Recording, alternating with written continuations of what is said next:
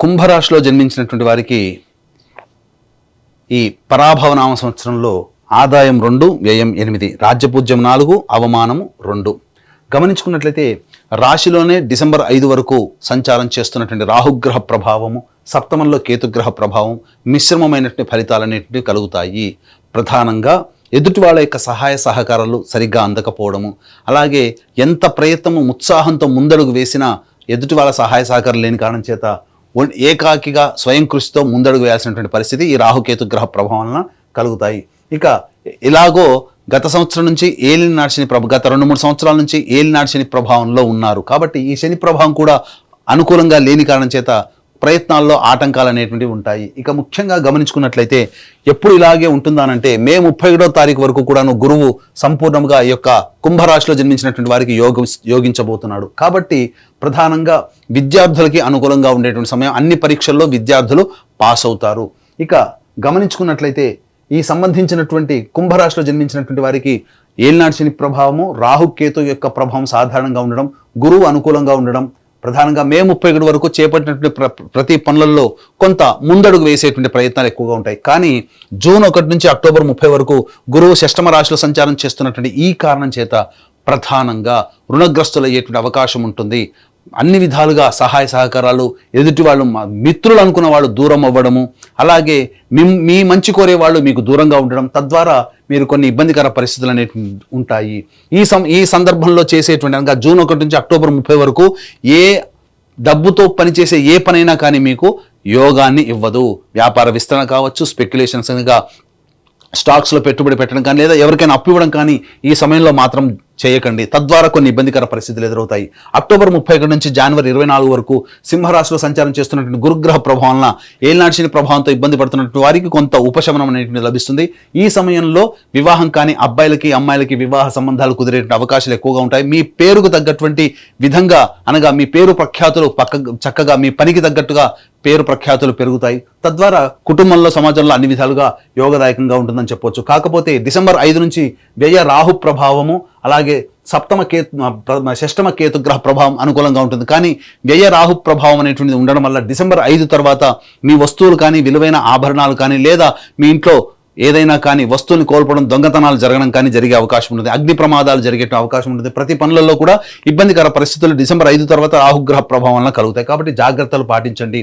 అలాగే సంబంధించినటువంటిది చూసుకున్నట్లయితే ఈ యొక్క కుంభరాశిలో జన్మించినటువంటి నిరుద్యోగస్తులకి ఉద్యోగం ఎప్పుడు లభిస్తుంది, అలాగే ఉన్న సంస్థలో పనిచేస్తున్నటువంటి వారికి వేరే సంస్థల్లో ప్రయత్నాలు చేయాలంటే ఏ సమయంలో చేయాలి, అలాగే కేంద్ర రాష్ట్ర ప్రభుత్వంలో ఉన్నటువంటి వాళ్ళకి బదిలీలు, ప్రమోషన్స్ ఏ సమయంలో ప్రయత్నిస్తే అనుకూలంగా ఉంటుంది, ఏ సమయంలో వస్తాయి, అలాగే కాంట్రాక్ట్స్ చేసేటువంటి కేంద్ర రాష్ట్ర ప్రభుత్వాలకి కాంట్రాక్ట్స్ చేసేటువంటి కాంట్రాక్టర్లకి ఏ సమయంలో మనం బిల్స్ పాస్ అయ్యి మనకు డబ్బులు వస్తాయి, అలాగే కొత్త కాంట్రాక్టులు ఏ సమయంలో వస్తాయి అనేటువంటి విషయం గురించి మనం తెలియజేసుకుందాం. ప్రధానంగా ఈ సంవత్సరం 14 ఏప్రిల్ నుంచి 14 మే వరకు ఉన్నటువంటి సమయం చాలా అనుకూలము. అలాగే 17 జూలై నుంచి 16 ఆగస్టు వరకు ఉన్నటువంటి సమయం చాలా అనుకూలము. అలాగే ప్రధానంగా 17 నవంబర్ నుంచి వచ్చే సంవత్సరం 13 జనవరి వరకు ఉన్నటువంటి సమయం చాలా అనుకూలమైన సమయం. ఈ సమయంలోనే చెప్పిన విధంగా నిరుద్యోగస్తులకి, కాంట్రాక్టర్స్కి, కేంద్ర రాష్ట్ర ప్రభుత్వ ఉద్యోగస్తులకి, అందరికీ కూడాను ఉద్యోగస్తులకి అనుకూలంగా ఉండేటువంటి సమయం చెప్పవచ్చు.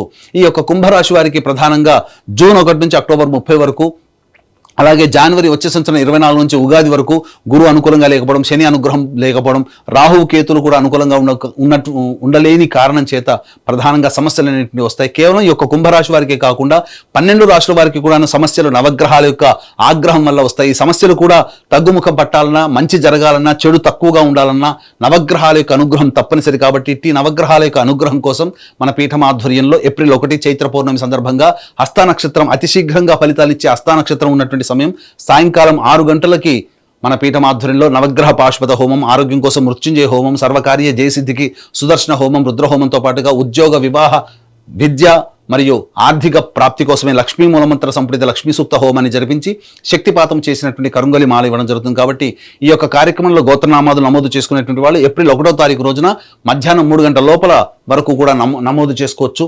ఇక గమనించుకున్నట్లయితే 2 ఏప్రిల్ నుంచి 10 మే వరకు కూడాను కుజుడు అనుకూలంగా లేకపోవడం, ఏలినాటి శని ప్రభావం ఉండడం, ఈ సమయం చాలా కీలకమైనటువంటి సమయం. ఈ సమయంలో ప్రధానంగా ఆర్థికపరమైనటువంటి నష్టాలు, ఉద్యోగంలో ఈ అభివృద్ధి సంబంధించి ఇబ్బందికర పరిస్థితులు, అలాగే ఆరోగ్యం పట్ల కూడా శ్రద్ధ వహించాల్సినటువంటి పరిస్థితి, జ్వరపీడితులయ్యేటువంటి అవకాశం ఉంటుంది. 15 మే నుంచి 19 జూన్ వరకు కూడా ఉన్నటువంటి సమయం అనుకూలము, చాలా యోగంగా ఉంటుంది. గురువు అనుకూలిస్తూ ఉంటుంటాడు.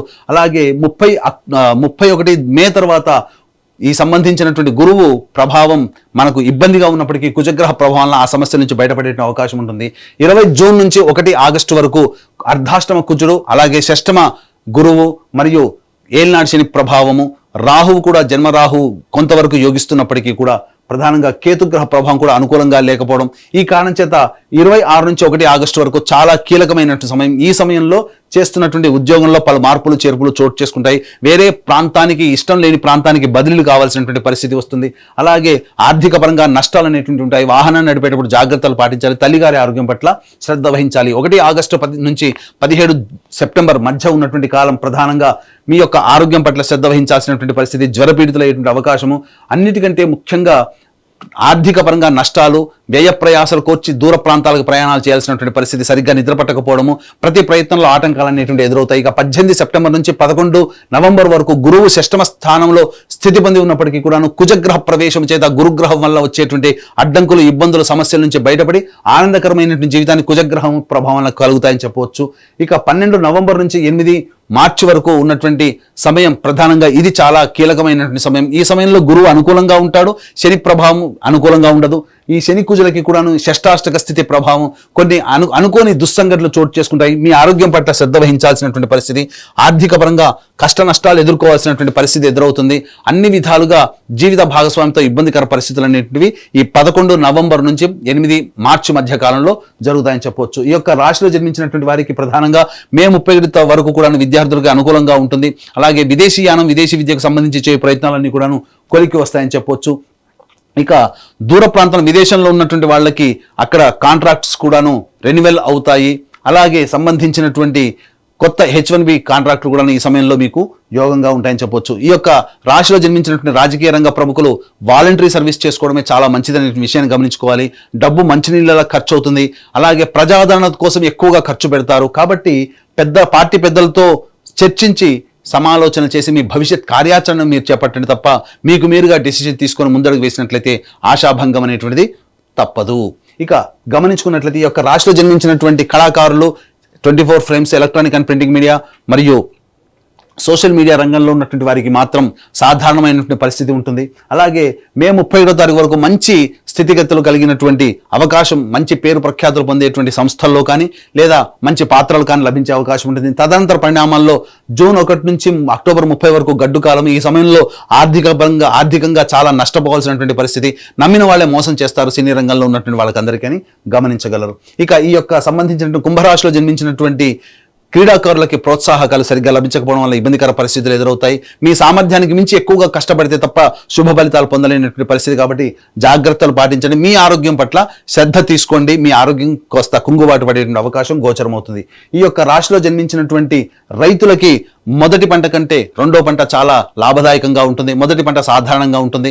కౌలుదారులు కూడా కొంత రుణాగ్రస్తులు అవ్వాల్సినటువంటి పరిస్థితి ఉంటుంది. కాబట్టి ఈ రైతులకి మాత్రం సాధారణమైనటువంటి స్థితిగతులే ఏర్పడతాయని చెప్పొచ్చు. ఏతావాత చెప్పొచ్చు ఏదంటే ఈ యొక్క కుంభరాశిలో జన్మించినటువంటి వారికి మే 31 లోపల లేదా జనవరి 24 నుంచి లేదా అక్టోబర్ 31 నుంచి జనవరి 24వ తారీఖు వరకు వివాహ సంబంధమైన విషయాల్లో చక్కగా వివాహం నిశ్చయమవుతుంది. సంతానవంతులు కావడానికి అవకాశం ఎక్కువగా ఉంటుంది.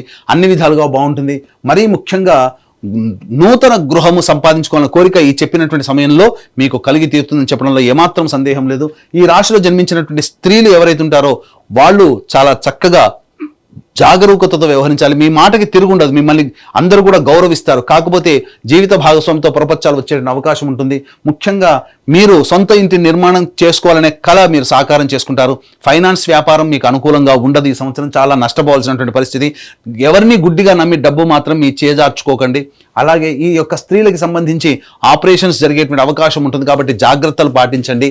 అలాగే ఈ యొక్క రాశిలో జన్మించినటువంటి మహిళల్ని ఎక్కువగా మీ యొక్క సర్వీస్నే ఉపయోగించుకొని మీ ద్వారా వచ్చేటువంటి పనులని వాళ్ళు పూర్తి చేసుకుంటారు ఎదుటివారు, కానీ మీకు మాత్రం ఎలాంటి సహాయ సహకారాలు అనేటువంటి ఉండవు. తర్వాత చెప్పుకొచ్చేది ఏమిటంటే ఈ యొక్క రాశిలో జన్మించినటువంటి వారికి సాధారణమైనటువంటి ఫలితాలు ఉంటాయి కాబట్టి అన్ని విధాలుగా దైవానుగ్రహాన్ని పొందే ప్రయత్నం చేయండి. ఈ యొక్క కుంభరాశితో పాటుగా 12 రాశిలో జన్మించినటువంటి వారికి దైవానుగ్రహం ఉంటే తప్ప చెడు తక్కువగా ఉంటుంది.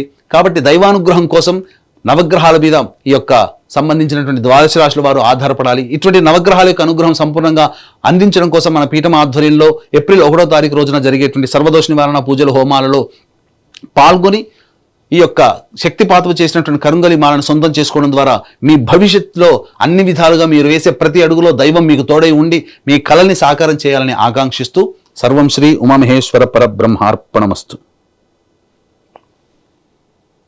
అన్ని రంగాల వాళ్ళని కవర్ చేసామా?